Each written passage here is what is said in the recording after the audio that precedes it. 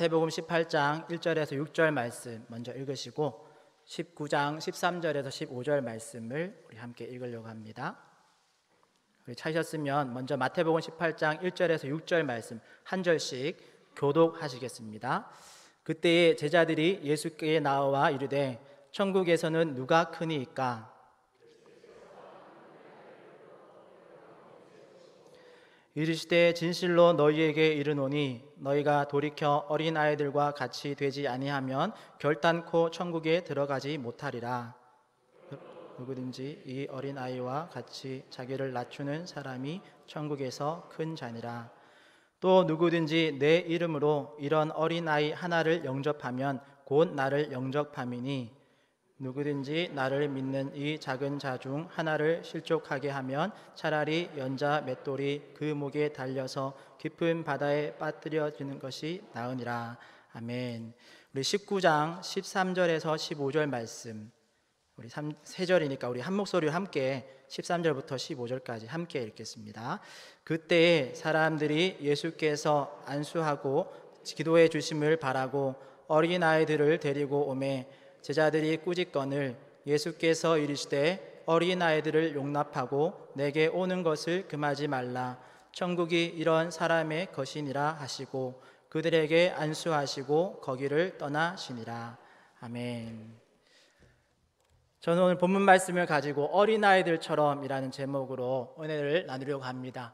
오늘 사건은 마태, 마가, 누가복음에 모두 나오는 말씀입니다. 참고로 우리 사복음서에 모두 나오는 사건은 그만큼 중요하기 때문에 네 복음서에서 다 다루고 있는 것인데요, 오늘 이 어린아이처럼 겸손한 자가 천국에서 크고 천국에 들어간다라는 주제는 공간복음, 마태, 마가, 누가복음에 다 나오는 사건입니다. 그만큼 중요한 이야기겠죠. 크게 긴 이야기는 아닙니다. 내용은 아주 심플한데요, 18장의 이야기는 제자들이 천국에서 누가 큽니까? 라는 아주 엉뚱하고 아주 수준 낮은 유치한 그런 질문을 했을 때 예수님은 그들의 수준에 딱 맞게 한 어린아이를 그들 앞에 세우시고 이렇게 말씀하시죠. 너희가 돌이켜, 즉 너희가 지금의 그 모습에서 이 어린아이와 같이 돌이키지 않으면 결단코 천국에 들어가지 못한다라고 시청자 교육을 해주시는 거죠. 제자들의 그런 유치한 그런 자존심 싸움에 예수님 아주 격한 대답으로 해주신 겁니다. 19장의 이야기는 아마도 18장의 사건 이후에 예수님께서 어린아이에게 또 그 어린아이를 제자들 앞에 세우시는, 높여주시는, 또 자신에게 가까이 하시는 그런 모습을 지켜본 많은 부모들이 자신의 아이도 예수님 가까이 세워보기 위해서 또는 안수라도 받기 위해서 많은 어머니들이, 부모들이 그 어린아이들을 데리고 오는 일로 생긴 에피소드입니다. 그런데 19장 13절에 보면 그 등장하는 사람들이 바로 이 아이들의 부모들인데요, 그런데 우리가 19장에서 제자들이 또 한 번 예수님께 혼이 납니다.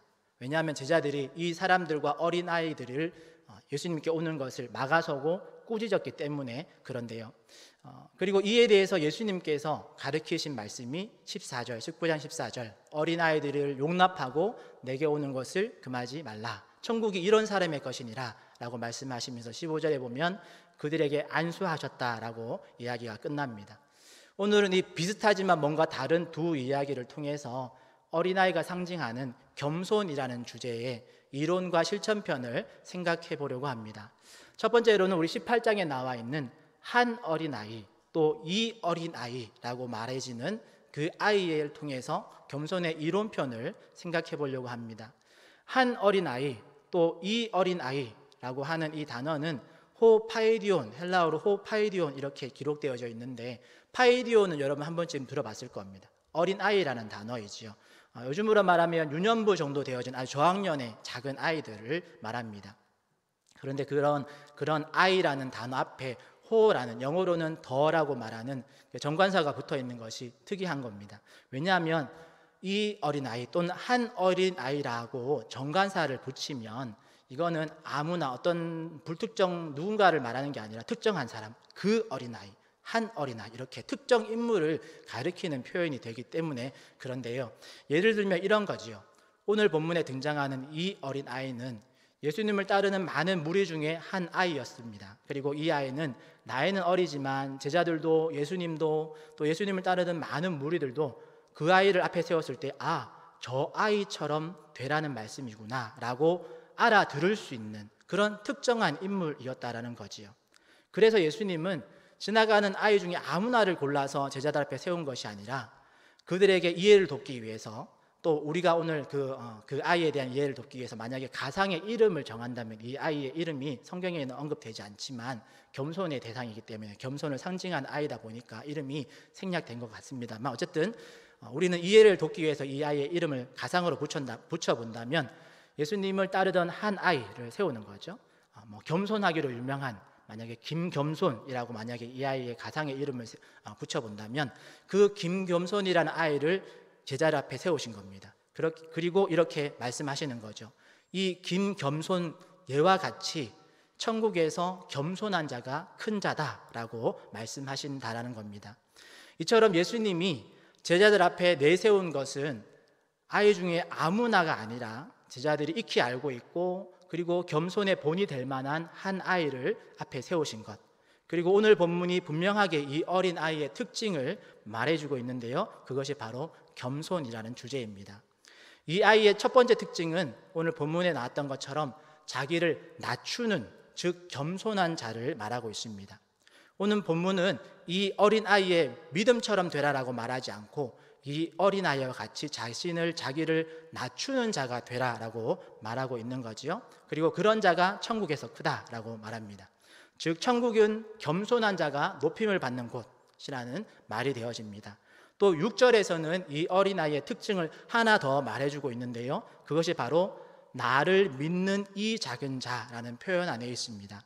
바로 예수님을 믿는 어린아이 또는 예수님을 믿는 작은 자, 예수님을 믿는 어떤 연약한 자, 그리고 그를 영접하는 자는 곧 예수님을 영접하는 것이고, 예수님을 믿는 이 어린아이 또는 그 예수님을 믿는 이 연약한 자를 배척하는, 실족하게 하는 사람은 차라리 연자맷돌을 메고 바다에 빠뜨리는 것이 낫다라고 말씀하고 있는 거죠.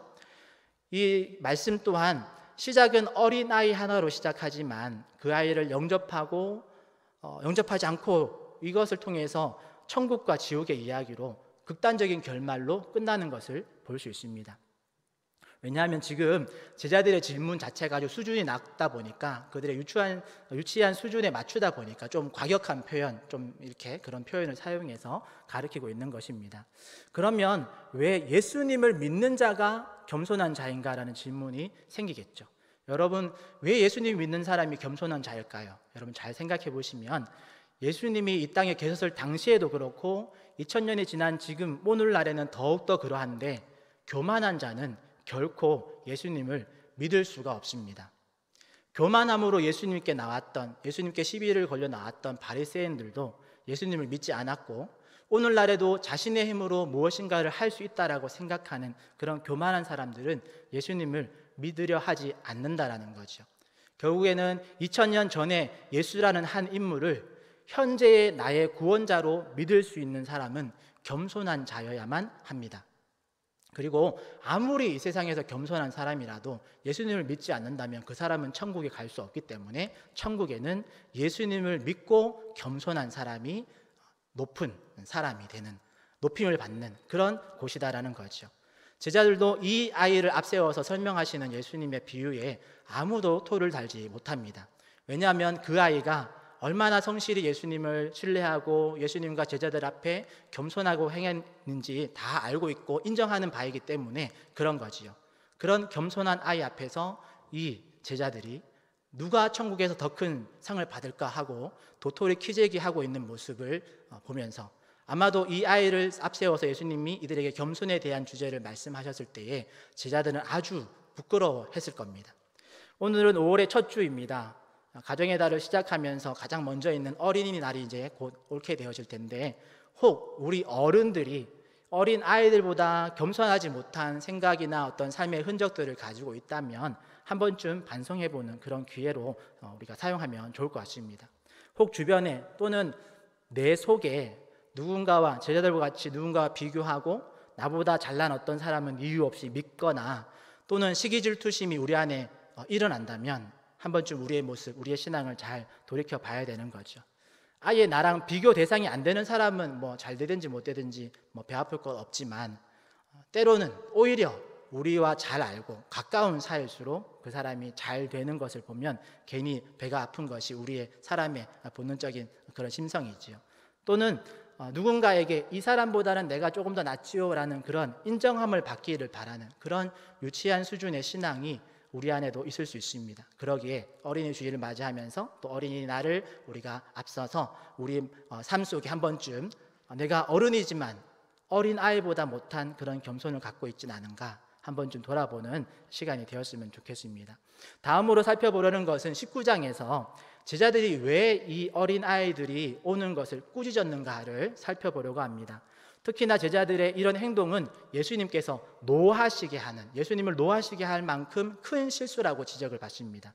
그러면 왜 이렇게 제자들이 아이들을 막았었을까?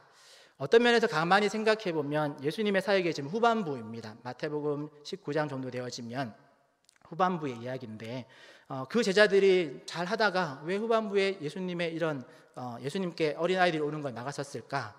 잘 이해가 되지 않을 수도 있고, 또 물론 정확하게 하자면 이 어린아이들을 막았었다기보다는 이 어린아이들을 안고 데리고 예수님께 오는 그 부모들을 막아선 것일 수도 있는데, 어쨌든 제자들의 행동이 조금 이해가 안 되는 부분도 있습니다. 그런데 사실 이 사건의 앞선 상황을 살펴보면 제자들 나름대로 이유를 가지고 어떠한 상황이었기 때문에 제자들이 이렇게 막아섰다라는 것을 알 수 있는데요, 그에 대한 해답은 우리가 읽지 않았지만 마태복음 19장 1절에서 12절의 상황 때문에 그렇습니다. 이 1절에서 12절의 상황은 마가복음과 누가복음에도 동일하게 언급이 되어집니다. 우리가 그 말씀을 보면 바리새인들이 예수님을 책잡기 위해서 나왔습니다. 예수님께 시비 걸려고, 예수님의 어떤 흠을 잡기 위해서 나온 것, 논쟁하기 위한 목적으로 그렇게 나와서 어떤 주제를 꺼내냐면 이혼에 대한 질문을 던집니다. 그렇게 그 이야기와 대화가 주고받다가 간음에 대한 이야기도 나오고, 또 그 부분의 결론 부분에 가면 독신에 대한 이야기가 나오는 거죠. 그러다가 마태복음 19장 13절에 딱 오면 13절에서 어떻게 시작하냐면 그때에라고 시작되어집니다. 그때에 사람들이 예수께서 안수하고 기도해 주심을 바라고 어린아이들을 데리고 왔다. 그리고 그걸 제자들이 꾸짖었다. 이렇게 이야기가 기록되어 있는 거죠. 이 상황이 쭉 이어지고 있다는 것을 우리가 감안해서 생각해 보면 제자들이 아이들의 등장에 막아서고 꾸짖은 이유는 지금 바리새인과 예수님이 이혼, 간음, 독신 이런 어떤 면에서는 아이들이 듣기에 좀 부적절한 주제로 대화를 하고 있기 때문에 그런 거죠. 지금 또 어른들이 대화하는 중에 아이들이 갑자기 끼어들면 잘하는 짓은 아닌데, 옛날에 특별히 율법과 거룩과 이런 경건 이런 것들을 아주 중요시하고 하던 그런 이스라엘의 문화에서 어른들이 지금 어른들만의 대화를 나누고 있는데 어린아이를 데리고 거기에 끼어든다? 이건 합당치 않게 보이는 거죠. 그래서 제자들이 이 사람들, 이 부모들, 어린아이들을 꾸짖은 것입니다. 그런데 이게 왜 예수님께서 노하실 만큼 큰 실수가 됐는가? 그 이유를 알려면 우리가 세 번째 주제인 이 18장과 19장의 차이점을 조금 생각해 봐야 하겠습니다. 18장과 19장의 차이점은 마치 겸손의 이론과 실천편이라고 말할 수도 있겠는데요, 우리가 방금 읽은 두 본문의 이야기가 18장에는 너희가 어린아이와 같이 되지 않으면 천국에 들어갈 수 없다라고 이야기하고, 19장에는 어린아이들이 내게 오는 것을 막지 말라라는 이야기를 하고 있습니다. 그런데 두 이야기가 다른 점이 있습니다. 18장에서는 제자들 간에 누가 더 높은가에 대한 생각과 논쟁이 사건의 시작점이 되었습니다. 그리고 그 교만한 마음을 예수님께서 지적하셨으면 19장에서는 아이들이 가까이 오는 것을 막는 제자들의 행동에 대한 지적을 하신다는 점이죠. 또 18장에서는 예수님이 한 어린아이, 특정한 한 어린아이를 불러서 제자들 앞에 세우셨다면 19장에서는 바리새인과 무리들이 예수님의 앞에 나와서 논쟁을 하고, 또 그 과정에서 어린아이들과 그 부모들이 예수님께 나와왔습니다. 그리고 예수님의 반응도 두 이야기가 다른데요, 18장에서는 예수님께서 제자들의 그런 교만한 마음을 아시고 겸손에 대한 교훈을 하시고 차분히 그들을 가르치셨다면 19장에서는 제자들의 행동에 화를 내시면서 지적하셨고, 겸손을 상징하는 그 어린아이들을 예수님이 본인이 직접 실제적으로 섬기는 모습, 그들에게 안수해 주시고 축복하는 모습으로 이야기를 마무리하고 있습니다. 전체적으로 간단히 요약해 보자면 18장의 이야기는 겸손에 대한 정의와 같은 이론편의 이야기고 19장의 이야기는 18장에서 배워왔던 그 겸손에 대해서 실제적으로 이런 상황에서는 이렇게 행동하는 것이 겸손한 행동이다라는 것을 예수님이 몸소 실천함으로 본을 보여주시는 이야기다라는 거지요. 그러면 19장에서 제자들은 어떤 행동을 지적당했습니까? 바로 아이들이 오는 것을 막았습니다. 아이들이 몰려오는 것을 막은 이유가 뭐가 잘못됐는가? 제가 두 번째 주제에서 설명드렸지만 특별한 이유가 있었습니다. 어른들의 이야기에 아이들이 끼어드는 것이 잘못되었고 그 상황에 그들이 끼어들어서 이 바리새인과 예수님의 이 이야기를 맥을 끊는다라는 것이 제자들에게 봤을 때는 잘못되었다라고 생각을 한 거죠. 그래서 그 상황을 우리가 이해하고 보면 별로 제자들이 잘못하는 거 없는 것 같죠. 그런데 잘못한 것이 없는 것 같다라고 생각하는 그 제자들과 오늘날 우리의 생각이 잘못되었습니다. 왜냐하면 어른들이나 어떤 중요한 사람들 또는 나와 같이 있으면 내 명예도 함께 올라가는 어떤 내게 유익한 사람들에게 겸손하게 친절하게 대하는 것은 당연한 것이죠. 또 누군가가 이런 사람들과 대화하고 있는데 귀찮게 한다면 그걸 막아서는 것이 때로는 자연스러운 행동이라고 생각할 수 있습니다. 그런데 조금 시선을 바꿔서 위치를 바꾸어서 이 어린아이의 위치에서 우리가 생각해 보면 진짜 갓난 아기 애들 그리고 또는 학교의 후배라든지 내가랑 그렇게 친하진 않지만 친구들 같이 있으면 조금 조롱받거나 또는 조금 같이 있으면 질이 떨어질 것 같은 그런 하찮은 사람들, 이런 사람들에 대해서 겸손하게 대하고 친절하게 대하고 그들을 존중하면서 귀한 사람으로 대우한다라면 여러분 그런 건 어떤가요? 당연한 것처럼 보인가요? 아니면 조금 좀 오바처럼 보이나요? 다르게 질문하자면 이런 질문입니다. 이들처럼 비천하고 소외된 사람들을 대할 때에 우리는 그저 하찮은 존재로 막 대하고 있지는 않은가 생각해 보는 거죠. 하찮은 존재라고 해서 우리가 하찮게 대해도 되는 건가요? 라는 질문을 해보는 겁니다. 예수님은 바로 그 점을 지적하고 계신 거죠. 여러분 진정한 겸손이란 것은 내가 당연히 섬겨야 할 대상을 섬기는 것으로 끝나는 것이 아니다라는 겁니다. 거기서 한 발자국 더 나가는 거죠. 그럼 어떻게 되어지는 것이 진정한 겸손의 실천편이냐면 내가 섬길 수 없는 대상 또한 귀중하게 여기고 존중하는 겸손을 말하고 계신 겁니다. 우리가 보기에는 당대에 명망 있는 바리새인과 예수님의 대화가 있으니까 그 사이에 어린아이가 낄 자리가 없다, 어린아이가 낄 자리가 아니다라고 생각할지 모르지만 예수님에게는 이 외식하면서 예수님을 책잡으려고 하는 이 바리새인과의 논쟁보다 순수한 마음으로 예수님께 가까이 오고자 하는 이 어린아이들 그리고 그들의 부모의 마음이 훨씬 귀한 것입니다. 예수님께 나아오는 자가 겸손하지 못한 자세로 나아온다면 그래서 바리새인과 같이 그렇게 높은 마음을 가지고 어떤 면에서는 우리 19장 앞에 이 이야기에 보면 바리새인들이 예수님의 어떤 허점을 책잡기 위해서 교만한 마음으로 예수님께 나온 거죠.